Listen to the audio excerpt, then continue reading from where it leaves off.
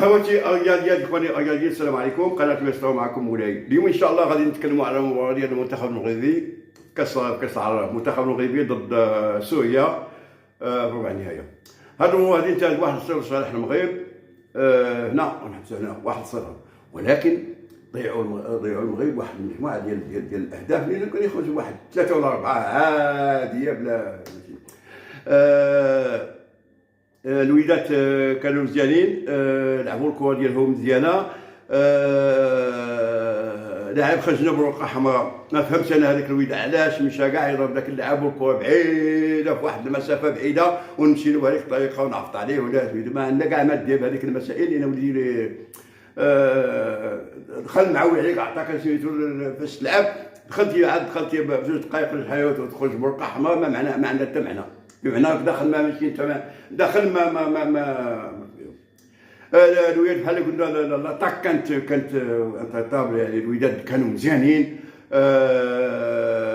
كيف تيقولوا المباراه يعني من البدايه ديالها حتى النهايه يعني كانت دوميناسيون، يعني ما عندنا الواحد ما يقول فهاد يعني بلا جاوب عليهم سجلوا الهدف ديالهم، كانوا يسجلوا 3 ولا 4 عاديه بلا كيف كنقولوا يعني.